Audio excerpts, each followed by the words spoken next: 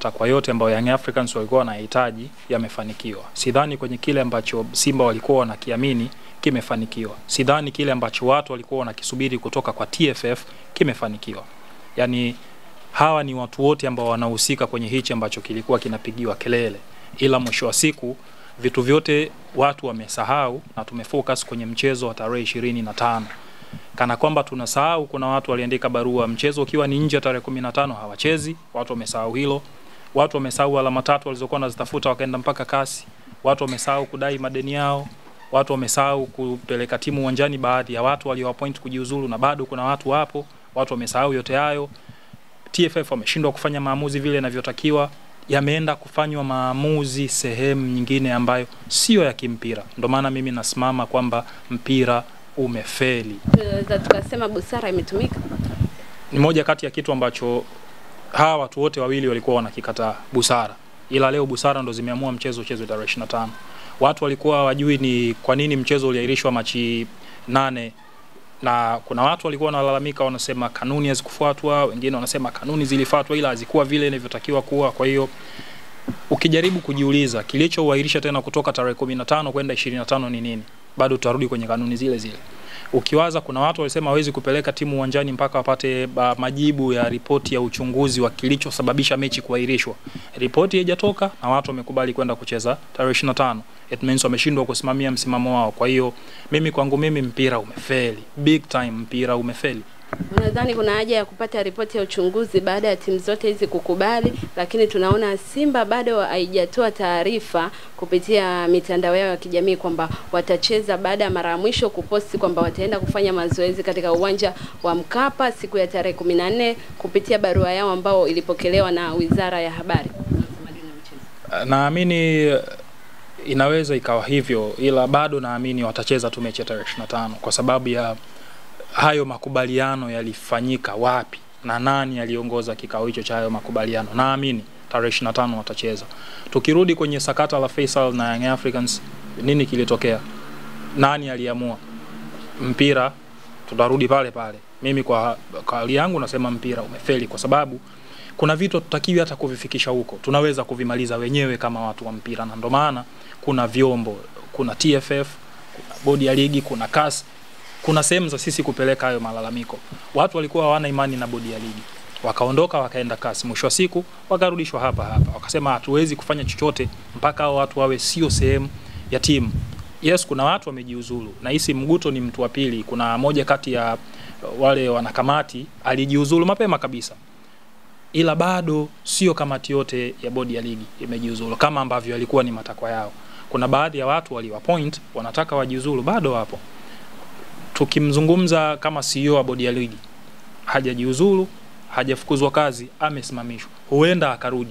Kwamba akirudi watu hawatapeleka timu tarehe 25 kama atarudi kabla ya tarehe 25 ya mchezo, hawatapeleka timu uwanjani.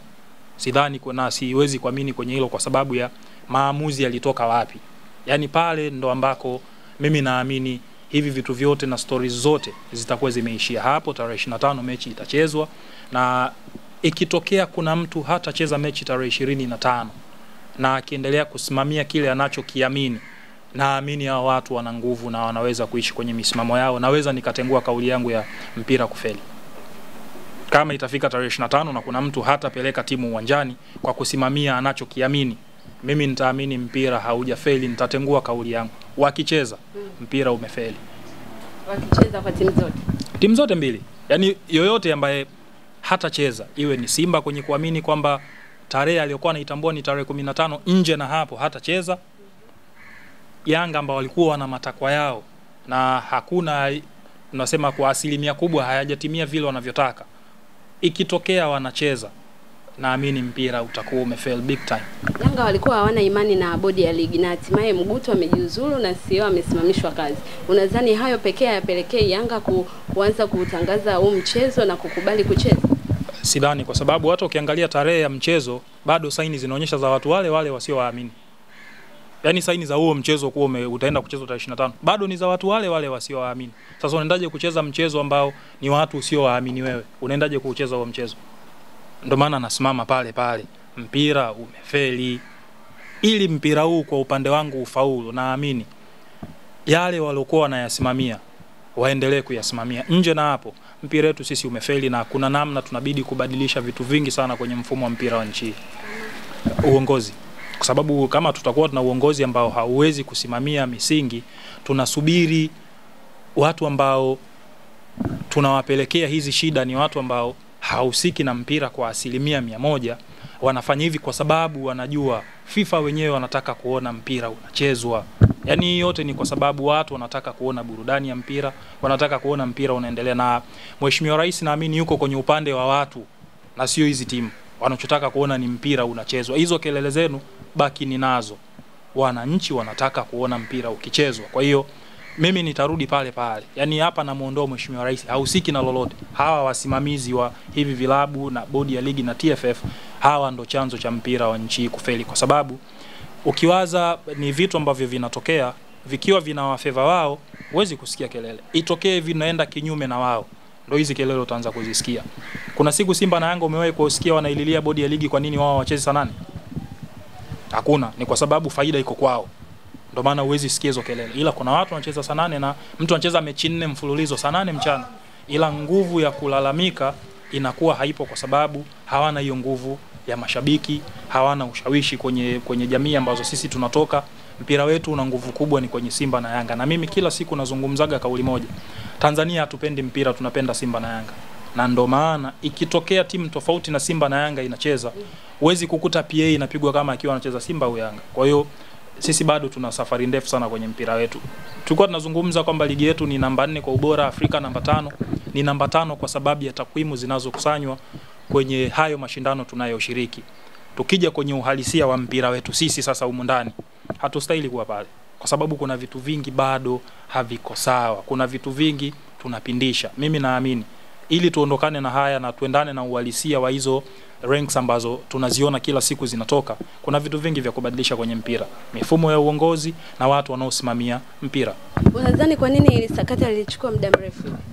Kwa sababu ya hizi timu mbili ndo zenye nguvu. Yaani mimi sitaki kuamini ingekuwa ni Pamba ndo wanahusika humu, sijui Tabora, sijui JKT Tanzania, hii shughuli hata wiki isingechukua. Maamuzi yangetolewa na watu wangeondoka. Ila watu wana hiyo, unawaza nikifanya maamuzi ya kumuumiza huyu ni nini kitatokea. Tunaambiwa kuna mtu alipiga simu na ni kiongozi wa serikali. Mimi nilijaribu kuwaza, anapiga simu kwa interest ya timu gani? Ni shabiki wa Simba, why anazuia timu yake isiingie uwanjani? Kama ni wa Simba, kwa nini mabouncer Yanga wameshiriki kwenye kuwazuia hao watu wasiingie kiwanjani?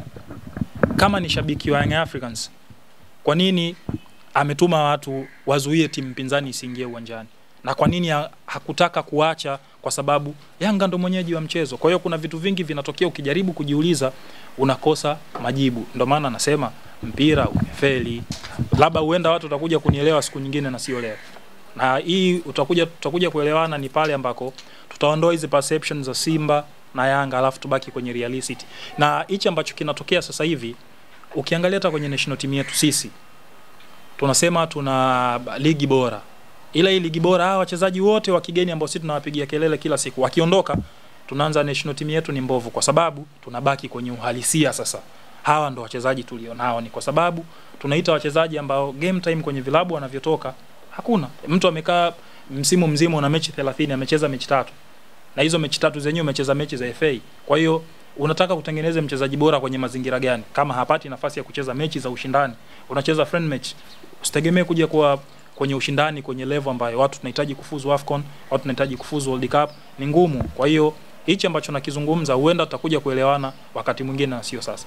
Baada ya sakata lote hili, unadhani itakuwa dabi ya aina gani ambao bingwa atatangazwa hapa?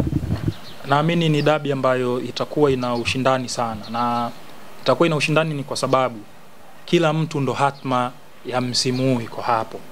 Kila mtu ubingwa huko kwenye mikono yake, kwa sababu hizi mechi mbili zilizobaki kwa watu kabla ya mechi yao ya dabi, naamini wana uhakika kupata alama zote 6. Sioni mtu yote ambaye anaweza akatikisa angalau hata robo kwa Simba au Young Africans kwenye mechi wanazoziendea. Mechi ya tarehe 25 ndio itakuwa ni mechi ya maamuzi ya msimu wako umeenda vipi. Kwa hiyo naamini itakuwa ni mechi ngumu na ni mechi ambayo sitegemei pia kuona idadi kubwa ya magoli. Unampa nani hapo ushindi? Siwezi kutoa ushindi kwa mtu yoyote. Kwa ubora wa vikosi vyote viwili kuchambua. Ukienda kwenye level ya vikosi, ubingwa nitampa Young Africans, ila dakika 90 ndio zinazoamua, kwa sababu tumewahi kushuhudia timu bora na hazishindi, zinafungwa na timu ambazo on paper ni timu dhaifu. Kwa hiyo dakika 90 zitatupa picha, ila ukiniuliza kwa picha ya nje, Young Africans ana kikosi bora kuliko Simba. Ukiangalia kwenye eneo la kufunga, wamefunga sana kuliko timu nyingine yoyote, wameconcede magoli machache kuliko timu nyingine yoyote, ni timu ambayo imepiga pasi nyingi pia kuliko timu nyingine yoyote. Kwa hiyo wana hizo aspect tofauti ambazo zinafanya wao kuwa bora, ila dakika 90 zinaweza zikatupa kitu cha tofauti na hichi ambacho tunakizungumza sasa hivi. Kwa hiyo kikubwa ni tusubiri siku ya mchezo, tukutane Benjamin Mkapa na tujue ubingwa unaondoka na nani msimu huu. Tutegemee bato la wachezaji gani katika timu hizi? Bato kubwa ambalo mimi nalitegemea ni kwenye eneo la ulinzi, ambako kwa upande wa Simba mtu kama Shemu Karabu amekuwa kwenye kiwango bora sana kwa siku za hivi karibuni, toka Chema Londa amepata majeraha, ameingia kwenye timu, ameonyesha kiwango kikubwa. Na tegemea pia kuona bato lingine ni kwa mtu kama Dickson Job ambaye amekuwa bora kila siku, na hitaji kuona ubora wake ukiendelea, au kwenye hiyo mechi kuna vitu vya tofauti vinaweza vikatokea dhidi ya mtu kama Dese Mkwala ambaye pia amekuwa kwenye kiwango bora kwa sasa. Kwa hiyo nasubiri kuona maeneo haya mawili ya kiulinzi, kwa sababu tunasema ubingwa unatolewa na safu nzuri ya ulinzi, ushindi wa mchezo unatolewa na safu nzuri ya ushambuliaji. Kwa hiyo eneo la ulinzi la Simba na eneo la ulinzi la Young Africans ndilo litakalotupa picha ya sisi ni nani anaenda kuwa bingwa. Eneo la ushambuliaji litafanya watu washinde mchezo. Watu wengi wanazungumzia uwezo kuifunga Simba bila kumkaba Mpanzu. Hizo sasa ni perception za mashabiki, kwa sababu kuna mechi ambazo Mpanzu kacheza na Simba imeshindwa kufanya chochote. Kwa hiyo Mpanzu sio Simba. Simba ina wachezaji 11. Lazima ucheze na watu wote 11, kwa sababu Mpanzu hawezi kuwa kipa yeye, hawezi kuwa beki yeye, hawezi kuwa kiungo, wala hawezi kuwa mshambuliaji. Kwa hiyo lazima ategemee nguvu na huduma kutoka kwa watu wengine. Kwa hiyo kama timu yako hujaiandaa vizuri, usitegemee kupata matokeo kwa sababu una mchezaji mmoja tu. Hata Young Africans watakwambia sisi tunapaka umezuzua, ila hawezi kuikamilisha Young Africans akiwa mwenyewe. Lazima utegemee huduma kutoka kwa kina Duke Abuya, sijui Akidaba, Aucho, Mudathiri na watu wengine wote kama hao, ndio unaweza ukapata hiyo tunasema ubora wa mchezaji na ubora wa timu kwa ujumla. Kwa hiyo wanaosema uwezi kucheza na Simba bila kumkaba Mpanzu ni picha tu za kufikirika, ila kiuhalisia inabidi ucheze na Simba yote. Lakini tunaweza tukasema Israel Mwenda, Kibabage na Kibwana wajiandae vilivyo. Naamini kwa sababu tumeona ubora aliokuwa nao Mpanzu kwenye 1 against 1. Ni mchezaji mzuri kwa sababu ana uwezo wa kutumia miguu yake yote kwa ukamilifu. Mguu wa kushoto unafanya kazi, mguu wa kulia unafanya kazi. Na mimi niliwahi kuzungumza siku moja nikasema ikitokea Fadlu anajua ni nini Mpanzu anahitaji, atakuwa ni moja kati ya wachezaji tishio, kwa sababu ni mchezaji ambaye hahitaji kuwa na limitation. Muache ya roll maeneo yote ya mbele, atakupa kitu bora zaidi ambacho wewe unakitaka, na matokeo yake yamekuwa hivyo. Kuna baadhi ya watu walihisi labda nimeongea kwa sababu nimekurupuka, ila mwisho wa siku kinachotokea leo watu wanakiri ubora wa Mpanzu ni kwa sababu hana tena hizo limitation. Utamuona kushoto, utamuona kulia, utamuona katikati, anafanya zile movement ambazo zitaisaidia timu kupata mpira, zitaisaidia timu kupata matokeo, na ndio leo tunazungumza Mpanzu ni mchezaji bora. Mashabiki wanapata hiyo nguvu ya kuzungumza huwezi kushinda kabla hujampata hujakabana na Mpanzu, ni kwa sababu ya ubora ambao amekuwa anauonyesha. Kwa hiyo mimi naamini ni kwa sababu tu Mpanzu amepata hiyo uhuru wa kucheza na kuwa free kwenye michezo mingi sana ambayo amekuwa anacheza, amekuwa anampa ubora alionao sasa hivi.